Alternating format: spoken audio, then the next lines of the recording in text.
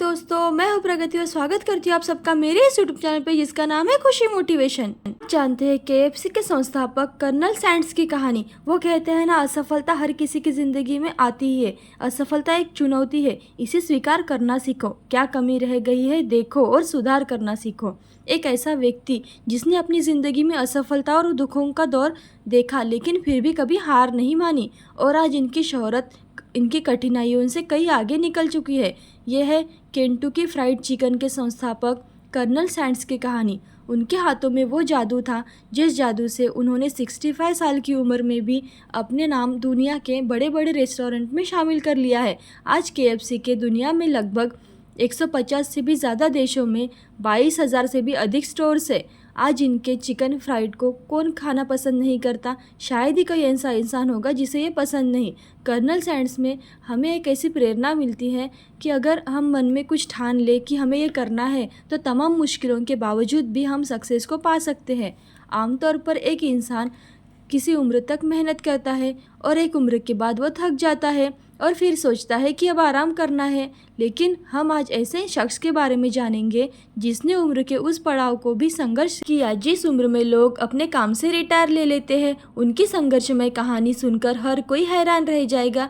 जी हाँ, 65 की उम्र में केएफसी यानी केंटुकी फ्राइड चिकन की नींव रखने वाले कर्नल सैंडर्स की कहानी। आज के वक्त में केएफसी के 150 से भी अधिक देशों में 22,000 से भी अधिक स्टोर्स है। उनकी इस संघर्षमय कहानी से हमें ये प्रेरणा मिलती है और प्रोत्साहन मिलता है कि ज़िंदगी का ऐसा पहलू भी है कि जिस उम्र में हम किसी भी सक्सेस को हासिल कर सकते हैं और अपनी ज़िंदगी को बदल सकते हैं। तो जानते हैं उनकी संघर्ष की कहानी कि कैसे उन्होंने सफलता पाई। तो सबसे पहले जानते हैं उनका व्यक्तिगत जीवन। कर्नल सैंडर्स का जन्म 1890 में अमेरिका के हेर्नेविले में हुआ था। कर्नल सैंडर्स के 3 भाइयों बहनों में से वे सबसे बड़े थे। जब वह सिर्फ 6 साल के थे तब उनके पिता की मृत्यु हो गई थी। बस यहीं से उनकी ज़िंदगी में मुश्किलों का दौर शुरू हो गया। लेकिन उनकी माँ ने उन्हें ईमानदारी से मेहनत करना और भगवान पर विश्वास रखना सिखाया था। उनकी माँ ने अपने बच्चों को पालने के लिए एक टोमेटो क्लीनिंग कंपनी में काम करना शुरू कर दिया। सैंडर्स घर पर अपने भाइयों की देखभाल भी करते और खाना भी बनाते।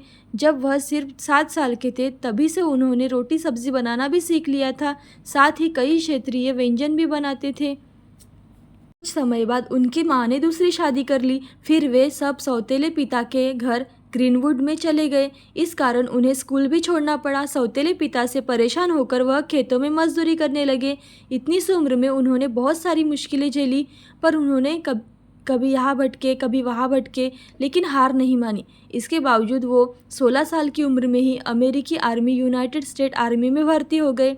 तो जानते हैं उनकी लाइफ सफलताओं का दौर कैसे आया और उन्हें लगातार कितनी असफलताएं मिली। उनके जीवन में असफलताओं का दौर जारी ही था। 1 साल बाद ही आर्मी से निकलकर रेलवे इंजन में कोयला झोंकने वाले इंजन स्टोकर की नौकरी मिली। इसके बाद उन्होंने 19 साल की उम्र में जोसेफाइन किंग से शादी कर ली। कुछ समय बाद ही रेलवे की नौकरी भी छूट गई। इस घटना के बाद उनकी पत्नी भी उन्हें छोड़कर चली गई और अपने बच्चों को साथ में ले गई। जीवन में इतनी परेशानियों के बावजूद भी कर्नल सैंडर्स कभी टूटे नहीं। रेलवे के साथ नौकरी के साथ साथ वे लॉ ऑफ करस्पॉन्डेंस कोर्स भी करते थे जो अब उनके काम आया। उन्होंने लॉ प्रैक्टिस शुरू कर दी, लेकिन एक दिन कोर्ट में अपने ही क्लाइंट के साथ झगड़ा करने के बाद उनका लॉ करियर भी ख़त्म हो गया। फिर इसके बाद उन्होंने जॉब के लिए कभी इधर भटके कभी उधर भटके। उन्होंने सेल्समैन का भी काम किया और साथ ही इंश्योरेंस एजेंट बन के पॉलिसी भी बेची। इसके साथ भी उन्होंने बहुत सारे काम किए, लेकिन किसी भी काम में वो ज़्यादा समय नहीं टिक पाते थे। ओहायो नदी में स्टीम बोट के सवारियाँ धोने का भी उन्होंने काम किया। कुछ समय बाद उन्हें लगा कि काम उनके लायक नहीं है, इसे भी छोड़ना चाहिए। इसके बाद उन्होंने एसिटिलीन लैंप बनानी शुरू कर दी। एक फैक्ट्री खोली, वो भी बंद हो गई और उनकी पूरी जमा पूंजी ख़त्म हो गई। तो जानते हैं केंटुकी की रेस्टोरेंट की शुरुआत कैसे हुई। इतनी असफलताओं के बावजूद भी सैंडर्स ने कभी हार नहीं मानी। 40 की वर्ष में केंटुकी आकर उन्होंने तेल की कंपनी हाईवे किनारे सर्विस स्टेशन पर लगा दी और एक छोटी सी कमरे की जगह ली। उन्होंने सोचा कि इसी के साथ क्यों न पेन फ्राइड चिकन भी बनाया जाए। उन्होंने सर्विस स्टेशन के पीछे बने कमरे में कुछ टेबल और कुर्सियाँ डाल दी।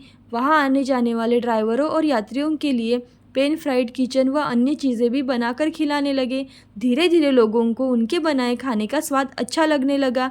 चिकन फ्राई के इस काम में उनकी पहचान होने लगी और उनका मन भी लगने लगा। आखिरकार सारे हर्ब्स और स्पाइस से भरपूर पैन फ्राइड चिकन की रेसिपी पूरी बन गई। अब यह अपने पैन फ्राइड चिकन के कारण बहुत ही मशहूर हो गए और उनका बनाया चिकन केंटकी के गवर्नर को भी इतना ज़्यादा पसंद आ गया था कि उन्होंने 1935 में हर्नेल सैंड्स को कर्नल कोलोनेल की उपाधि भी दे दी। उनकी मुसीबतें अभी भी खत्म नहीं हुई थी। दुर्भाग्यवश वहाँ जहाँ पर उनका रेस्टोरेंट था वहाँ से एक हाईवे निकलने के चलते ही उनका रेस्टोरेंट टूट गया और फिर संघर्षों का दौर और शुरू हो गया। 65 साल की उम्र में KFC की शुरुआत हो गई और हो गए मशहूर। अब कर्नल सैंड्स का नया संघर्ष शुरू हो चुका था। अब वे 65 साल के हो चुके थे। जिंदगी भर इतना काम करने के बाद भी उनके पास अब कुछ नहीं बचा था। अब उन्होंने सोचा क्यों न रेस्टोरेंट को अपनी रेसिपी दी जाए और बिक्री पर मुनाफा कमाया जाए, क्योंकि उनकी सीक्रेट रेसिपी फ्राइड चिकन की रेसिपी अब भी उनके साथ थी। उन्हें अपनी रेसिपी के स्वाद पर पूरा ही भरोसा था। इसके साथ उन्होंने अलग अलग रेस्टोरेंट में जाकर इस बारे में चर्चा की। वह जगह जगह जाकर कई होटलों के मैनेजमेंट से मिले और उन्हें अपनी रेसिपी के बारे में बताया। अमेरिका भर के रेस्टोरेंट में जाते जाते उन्हें हर जगह से सफलता मिली। लोगों ने उनका मजाक भी उड़ाया। उन्होंने फिर भी हार नहीं मानी। अंत में कहीं जाकर एक बड़ा रेस्टोरेंट चलाने वाले हरमन ने इस सीक्रेट रेसिपी का प्रस्ताव स्वीकार कर लिया और फ्राइड चिकन की पहली फ्रेंचाइजी साइन कर ली। फिर कर्नल सैंड्स को जब इस रेस्टोरेंट ने हार दिया तब वह वहाँ पर चिकन वहाँ बेचने लगे और मुनाफे पर बहुत ज़्यादा फ़ायदा होने लगा। उस रेस्टोरेंट की सेल इस फ्राइड चिकन के कारण 2 गुना बढ़ गई, जिसे देखकर अन्य रेस्टोरेंट के मालिक ने भी कर्नल सैंड्स से फ्रेंचाइजीज लेना शुरू कर दिया। इस रेसिपी के बाद केंटुकी फ्राइड चिकन यानी कि KFC रखा गया।